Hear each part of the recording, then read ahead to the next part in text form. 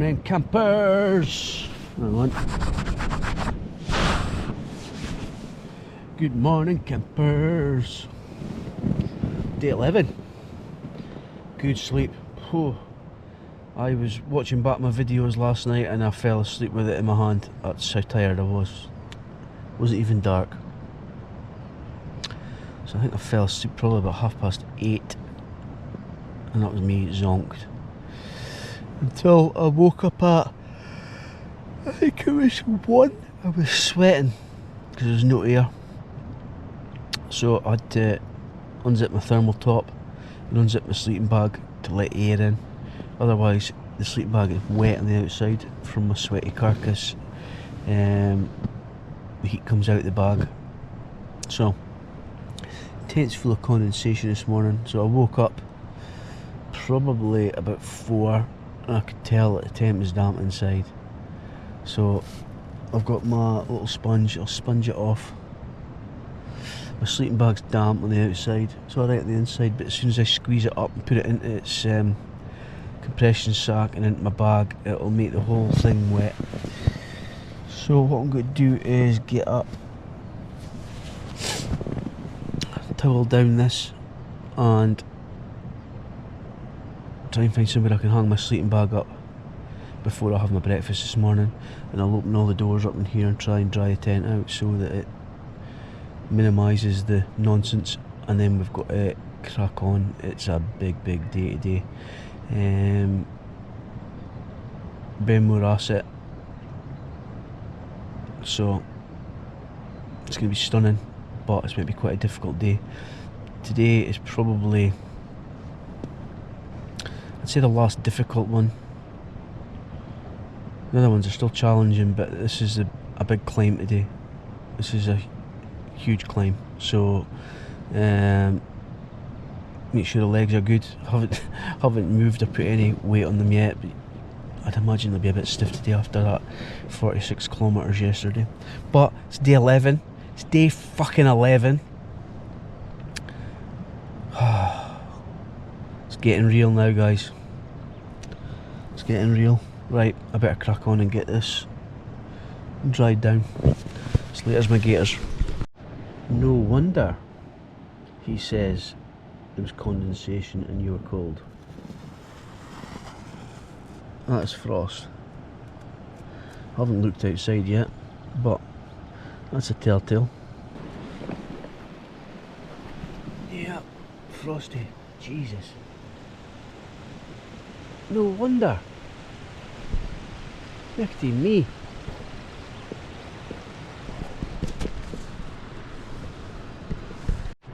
Good morning from day 11. Fucking day 11. Oh, well, there's a lot of frost in the tent, so I had to try and wait for the sun coming up to see if I could like melt some of it. I've taken it off with my sponge, wiped it down, left the tent open for an hour to air, but we're not gonna, it's not dry. Sleeping bag's got condensation on the outside of it as well, so I've put it at the top of my bag today, so when it brightens up later on, hopefully there's a little bit of wind, I'll get both pitched, and I'll get the tent pitched and I'll get the sleeping bag out for half hour just to try and sort it. If not, just need to push on. Try to get to a bothy tonight anyway. Whether I stay in it or out it doesn't really make much difference to me. But you can see where we've been. Oh, thawed out patch where I've been lying.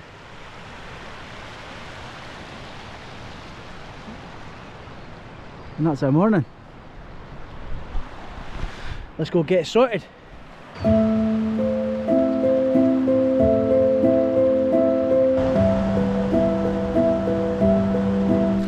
Oh, it's cold.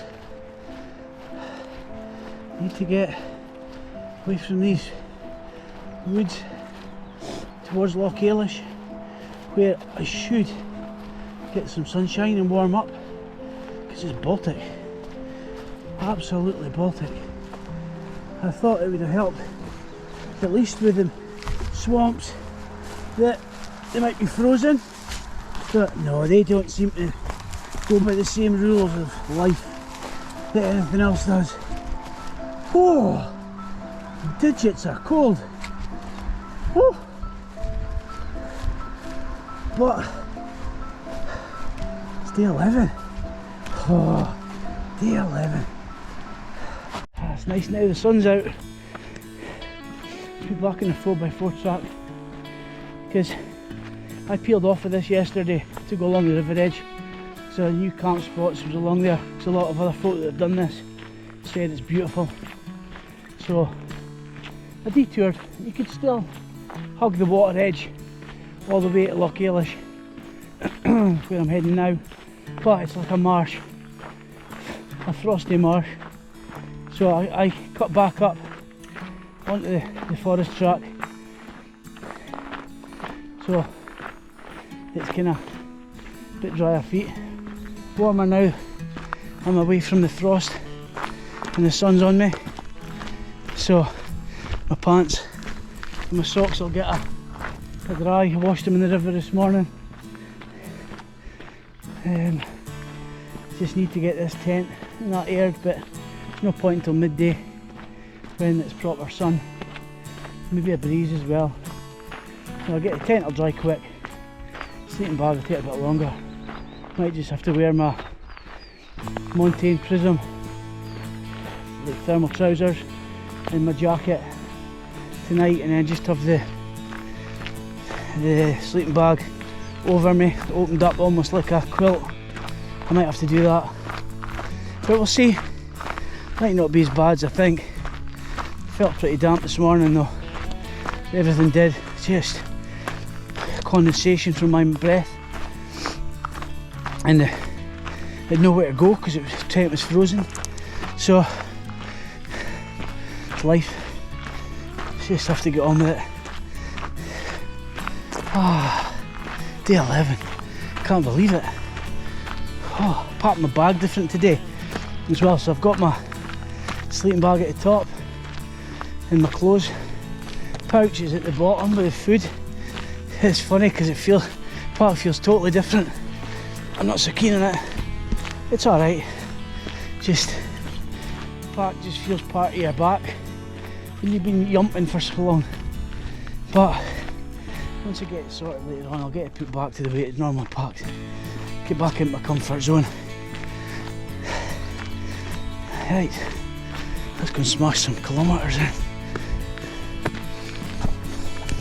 When things are struggling or when you're not sure what to do, all you need to do is this. Just take one step. One foot in front of the other has brought you closer than you were doing nothing. Sometimes all it takes is one step. Okay. What a morning. What a morning. Couple of horses. What is it with white and grey horses just now? That's all I'm passing.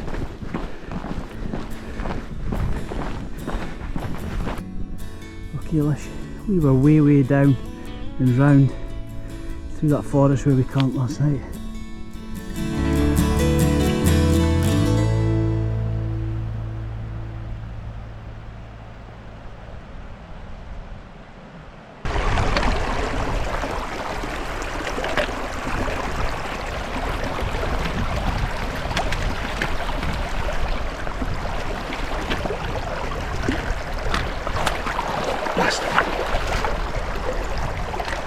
One leg in.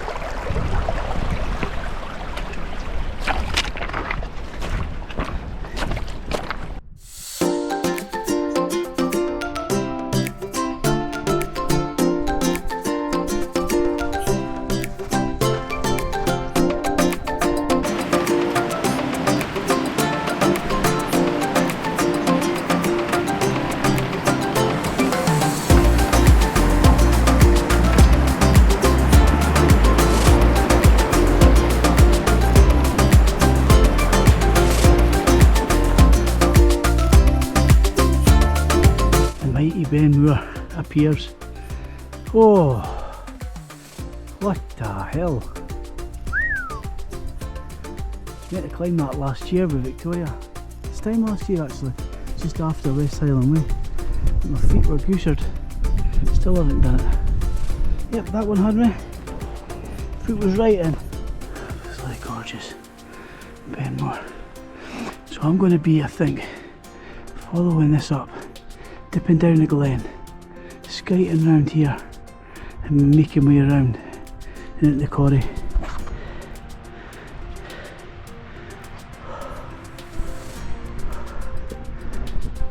Way along here. Now I've just got to make my way down and up this.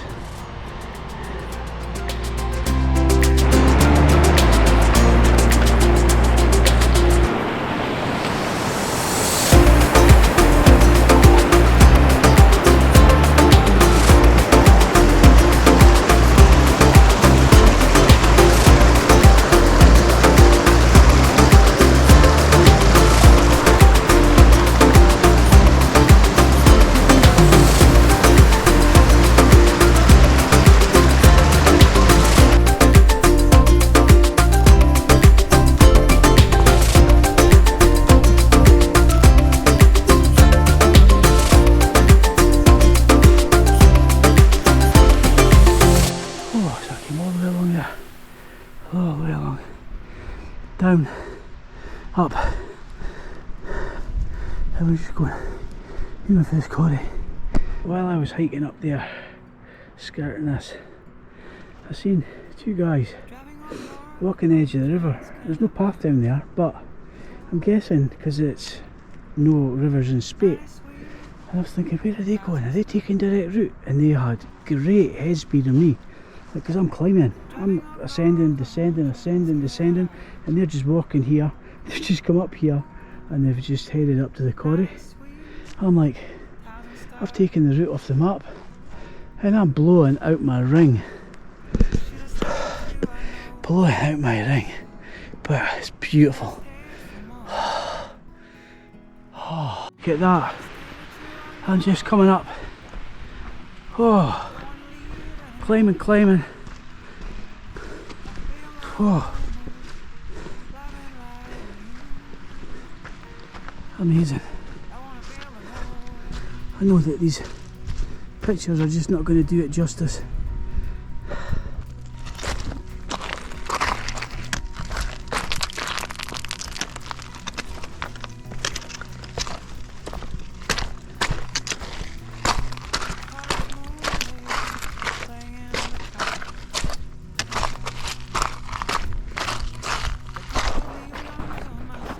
That's a difficult thing with a lot of this terrain.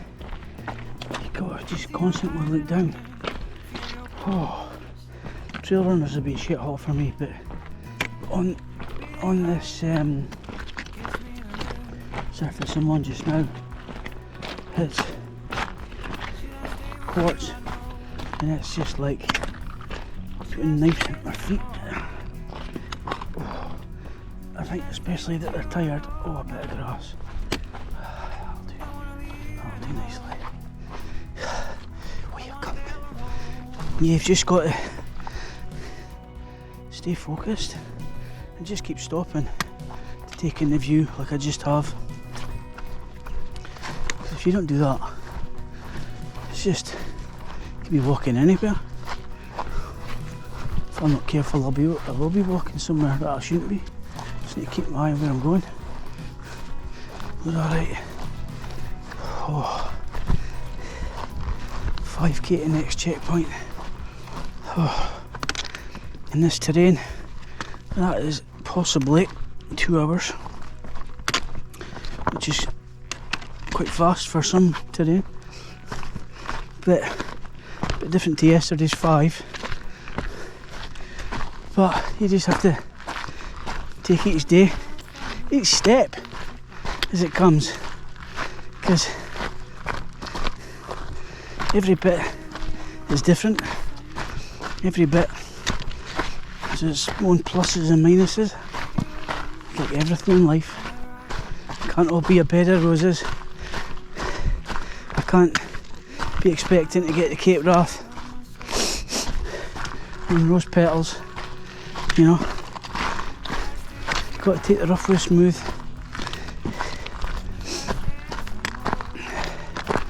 but the end result will be even more worth it. It'll be even more when you've got to go through some hardship to get to your goal. It makes it even more precious. If it's easy, everyone does it. There's nothing special about it.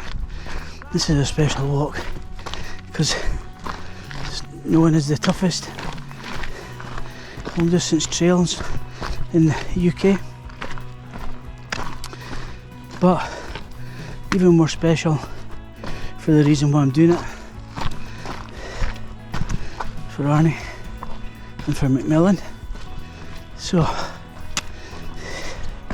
it all adds a bit of spice, and I tell you what, it keeps you going as well, because when you feel like crap or you're standing some quartz and it puts like an electric shock up your back like that did there, then you know it's worth it. You know the pain that you're going through is not the pain that people with cancer go through.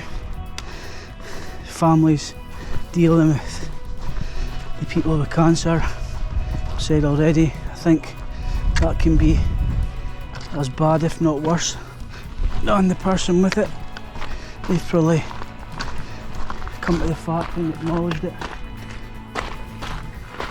Right, I'm on to waffle mode from Waffle Land, and I need to keep my eye on where I'm going, because I ain't doing any extra kilometres for speaking to you numpties. I went up, I started following a track, and then my sat nav told me I was off, so I sorted that, got back. I was throwing in circles. I was needing to be to the side of a river, which was down a huge ravine, and I was in a peat bog.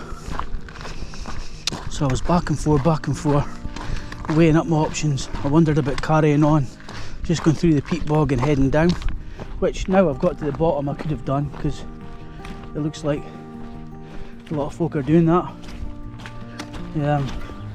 But I seen the path on the other side of the river, so I scaled down and got onto it. But it took me a bit of time, that did. Gee whiz, just shows you. Got to keep your wits about you. Right, let's move on. So that's Inchwood Damp down there.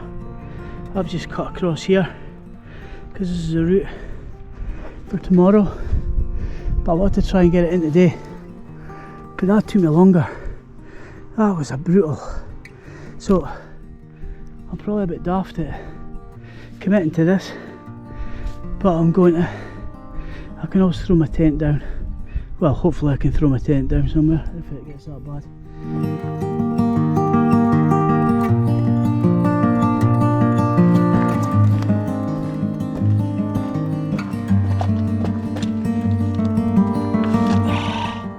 Has to be done.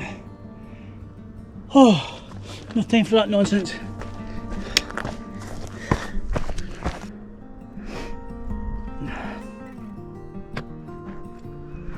This is where we're going. Climbed all the way up there, scaled down here, come down, now we're climbing up this.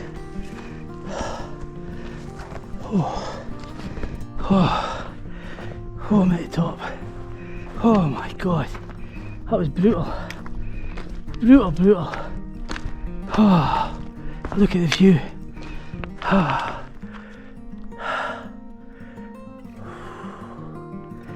Right.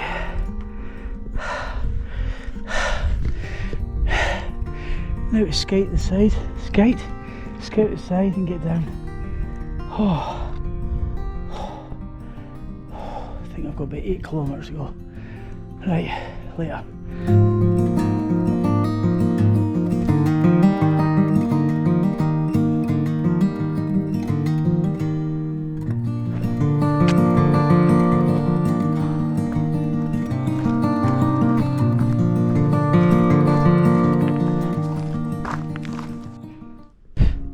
Midgie on the screen.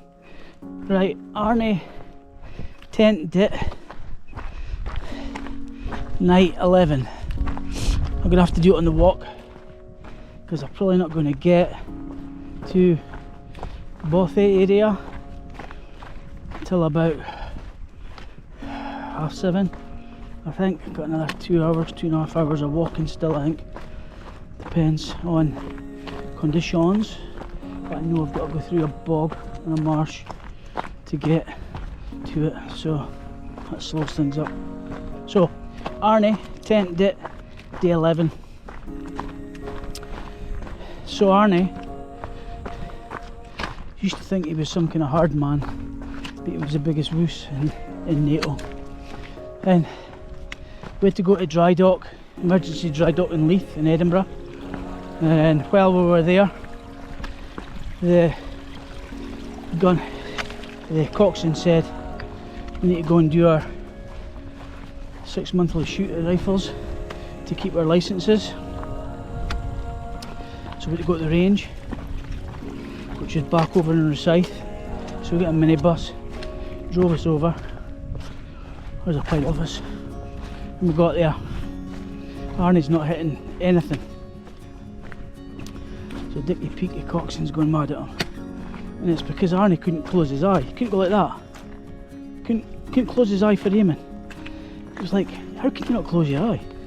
So the next thing, Dickie Peak got a bit of cardboard off the ammunition and tucked it under his berry, so it came down over his eye, so he had one eye covered. Now I'm shooting my rifle and didn't know that he had this cardboard, and Arnie's on my right hand side, so I'm shooting. All I could hear was him screaming because my hot cartridges were coming out. Well, it would have been SA80 I think then. Coming out SA80, and they were going boom, and they were going down the back of his shirt. They were burning the back of his neck, and when he was going, oh, Richie, oh! And I looked around and all I could see was this berry and this bit of cardboard covering his eye. It was like, what the hell are you doing? That was Arnie. Arnie shoots. One-eyed Arnie. That's Arnie day 11. There we go, look. First deer of the day. Now I'm not 100% sure, but that could be the UK's tallest waterfall. I need to look it up. I'm a bit pushed for time. Look at that. Look, it's still a bit fresh.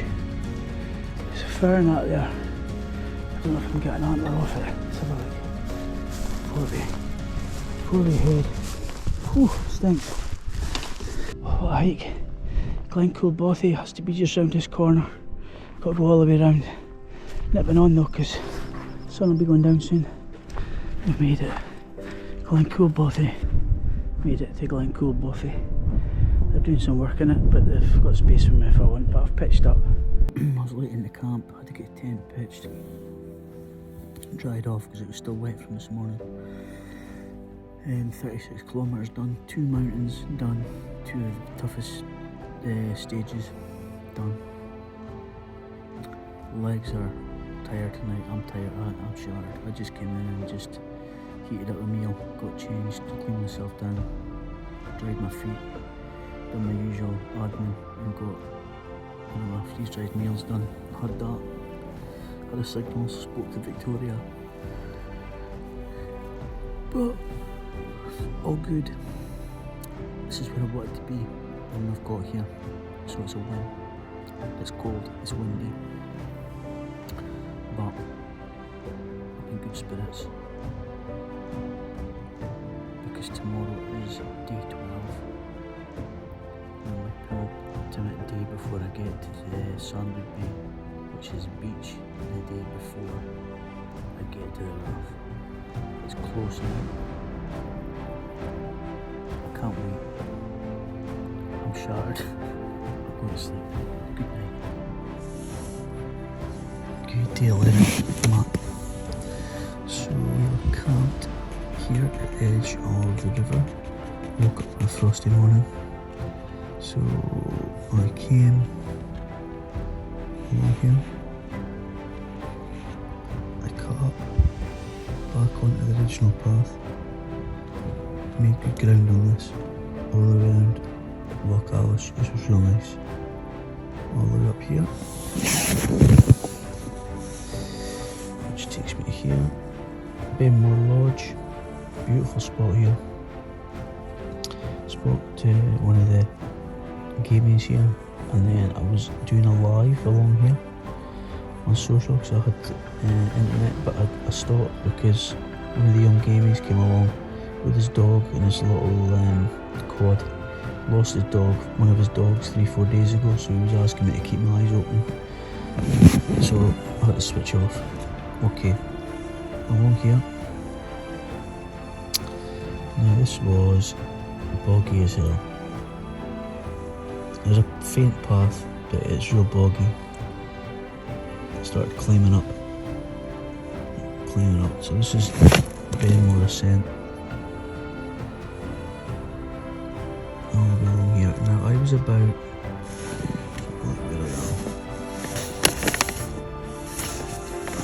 here actually, and I seen two guys tracking the river.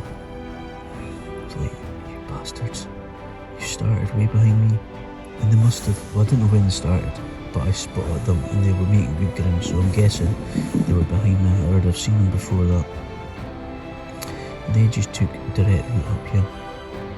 It was steep, but I was up high here, and then I'd cut across this water, so I'd come down, across the water, because this is steep ravine here. And climbing, this is like a bog fest, peat and bog. Got up to the top, it was absolutely gorgeous. I was pecking. I think I'd done a live up here. And then, let's see where we are. I think it was about here. It was about here. And I knew I had to, let me check. It was here. I had to cross the water. Now the problem with this Harvey's map is the detail is okay, but it's not magnificent because it's only 1 to 50, not 1 to 25. But my GPS had me here. Then it told me I was at the wrong side. It's like, what the hell? So I went to go over and I seen the drop. I thought, right, something's not right here. So I tracked back, went down a ravine. I could see other people had been there because I could see some footprints. Went up, couldn't see a path at all, and all I could see was drops. Thought, that's not good. Came back up, along. Spent a bit of time, got the map out. Knew I needed to be over here. So I went along this way a little bit, and I could see the path further down. So I decided to scale down here, zigzagging, crossed the water, and got onto the path. And that was me. It was a bog fest. But the funny thing was, when I got down to here, I could see folk coming down this side. And it was all peat bogs and clags and everything along here, but folk had come down here, so maybe I could have made it. It was like, it's the hardest thing when you're on your own. You know, you've got to make a decision that's safe. So I just took my time. So I wasted a bit of time up here, but I was willing to sacrifice that. But when I got to here, I was tired, but I knew I wanted to keep pushing. It was too early to finish, but I didn't have enough time. Know if I had enough time to go over the top for the next one, because this is brutal, 2 brutal stages. But I made the decision, so I came down. Instead of going into Inchmadamph, I came up here. What a climb. This was like blowing out my hoop. All the way up. I'll go on this side, it's a better map.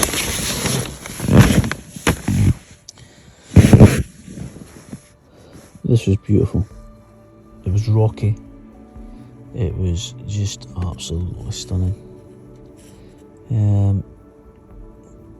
Boggy as anything, so it was slow ground. I was climbing hard and climbing fast, but when it was going down with the bog, it was so slow because it was so slippy. There's quite a lot of midge up here actually. There was no air going about at all. And this is rocky ground now, So big boulders and lots of shingle everywhere, so it was pretty pounding on the feet. But people had put out cairns so you could keep track of where you were, because obviously you're not going to see where you're going with all that. So followed it up here, climbing up, and I tell you, whoa, what a feeling being up here. But I knew that this bit wasn't going to be good, and going down was not good. It was steep.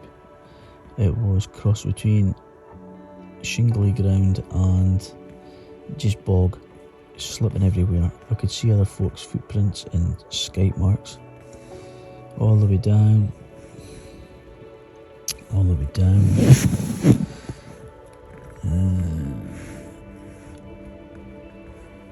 down here.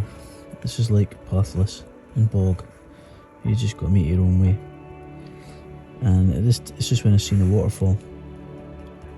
I think this is the tallest waterfall. I need to check it out, but I'm positive it was. But I was in such a push to get to the bothy over here, and at this point I'd already been walking 10 hours, and it was slow, and I had about 2.5 hours of daylight left, so I wasn't doing much filming. So I made my way along here, found the dead deer carcass right here, whole deer. Tried to see if I could take its head off, but it was still too fresh. There was still skin kicking about, so it wasn't happening. I tried to break an antler off because the antlers were amazing, but they were rock solid on, and I didn't have time to fluff about. So carried on through all this nonsense, got to here, and I could see the bothy, and it was, oh my god, it's amazing. My SOS machine started beeping to tell me Victoria was wondering why I was still walking at 8 o'clock at night, and I have pitched up outside the bothy, right on the front here of the loch.